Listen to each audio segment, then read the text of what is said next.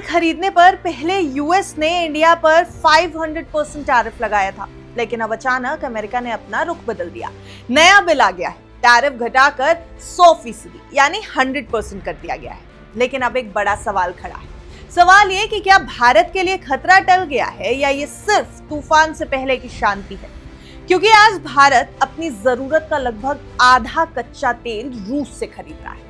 अगर अमेरिका का ये बिल आगे बढ़ता है तो इसका असर सिर्फ रशिया पर नहीं बल्कि भारत के ऑयल इंपोर्ट पर, रिफाइनरी कंपनीज पर, शेयर बाजार पर, महंगाई पर और आपकी जेब तक पहुंच सकता है। आखिर अमेरिका ने आखिरी समय में अपना फैसला क्यों बदला है? 500% से सीधे 100% पर क्यों आ गया यूएस? क्या भारत को राहत मिली है या सिर्फ थोड़ी मोहलत? आज इस वीडियो में इन सभी सवालों का जवाब समझने की कोशिश करेंगे पूरे डेटा और फैक्ट्स के साथ। लेकिन सबसे पहले यह समझिए कि आखिर ये पूरा मामला है क्या, ये बड़ी खबर क्या है। रूस और यूक्रेन की जंग शुरू होने के बाद अमेरिका और यूरोप ने रूस पर कई तरह के सैंक्शंस लगाए थे, रेस्ट्रिक्शंस लगाए थे, प्रतिबंध लगाए। इसके बाद रूस ने अपना तेल यूरोप के बजाय एशियाई देशों को बेचना शुरू कर दिया। अब यहीं से भारत की एंट्री होती है। भारत ने मौका देखा और रूस से सस्ता कच्चा तेल खरीदना शुरू कर दिया। इससे भारत को दो बड़े फायदे मिले। पहला, देश के ऑयल इंपोर्ट बिल ज्यादा नहीं बढ़े। दूसरा, रिफाइनरी कंपनीज को अच्छा मार्जिन मिलने लगा।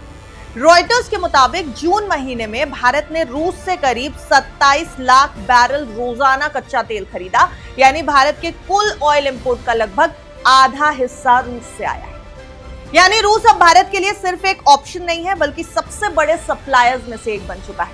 अब बात करते हैं अमेरिका के नए बिल की। इस बिल का मकसद रूस पर आर्थिक दबाव बढ़ाना है, खास तौर पर उन देशों पर जो अभी भी रूस से तेल और गैस खरीद रहे हैं, उनको प्रेशराइज करना। लेकिन यहाँ सबसे बड़ा एक बदलाव हुआ। पहले ड्राफ्ट में रूस से तेल खरीदने वाले देशों पर 500% तक टैरिफ लगाने का प्रस्ताव था। अगर ऐसा होता तो रूस से तेल खरीदना लगभग नामुमकिन हो जाता। लेकिन अब नए ड्राफ्ट में इस टैरिफ को घटाकर 100% कर दिया गया है, 100%। और सिर्फ इतना ही नहीं, अब यह नियम सभी देशों पर लागू नहीं होगा। इसका फोकस सिर्फ रूस से सबसे ज्यादा तेल खरीदने वाले टॉप 5 कंट्रीज पर रहेगा, यानी टॉप 5 ऐसे देश जो सबसे ज्यादा रशियन ऑयल खरीद रहे हैं। अब रॉयटर्स के मुताबिक इस सूची में आता है भारत, चीन, स्लोवाकिया, हंगरी और अजरबैजान। अब एक और महत्वपूर्ण बात सुनते जाइए। इस बिल में वेवर क्लॉज भी जोड़ा गया है। आसान भाषा में समझे तो अगर अमेरिकी राष्ट्रपति को यह लगे कि किसी देश पर प्रतिबंध लगाना अमेरिका के हित में नहीं है तो वो उस देश को छूट दे सकते हैं। यानी ये कानून पूरी तरह सख्त नहीं रहेगा, काफी फ्लेक्सिबल रहेगा और काफी लूपहोल्स भी निकल सकते हैं। जरूरत पड़ने पर अमेरिका अपने स्ट्रैटेजिक साझेदार देशों के लिए फैसला बदल भी सकता है। अब यही वजह है कि कई जानकार इस नए बिल को पहले वाले ड्राफ्ट से ज्यादा व्यवहारिक मान रहे हैं। लेकिन एक और बड़ा सवाल, भारत पर इसका असर कितना होने वाला है? तो देखिए, फिलहाल तो डरने की जरूरत नहीं है, लेकिन इसे नजरअंदाज भी नहीं किया जा सकता। अगर 500% टैरिफ लागू होता है तो भारत के लिए रूस से तेल खरीदना बहुत मुश्किल हो जाता। लेकिन अगर 100% टैरिफ, वेवर क्लॉज और लिमिटेड दायरे की वजह से बातचीत की गुंजाइश बनती है तो भारत के लिए स्थिति बेहतर है। फिर भी रिस्क पूरी तरह खत्म नहीं हुआ, क्योंकि भारत अभी भी अपनी तेल जरूरत का बड़ा हिस्सा रूस से पूरा कर रहा है। अब बात कर लेते हैं थोड़ी सी शेयर बाजार की, क्योंकि इसका असर शेयर बाजार पर भी सीधे तौर पर पड़ता दिखाई देगा।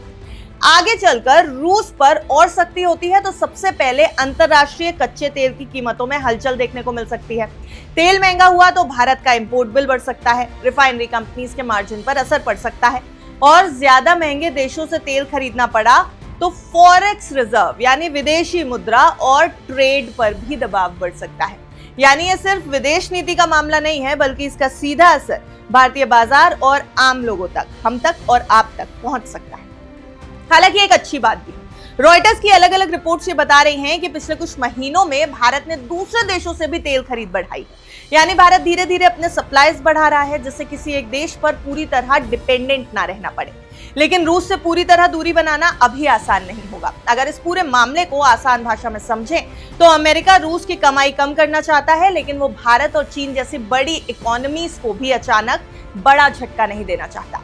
शायद यही वजह है कि 500% वाला प्रस्ताव घटाकर 100% कर दिया गया और नियम सिर्फ चुनिंदा देशों तक सीमित रखा गया।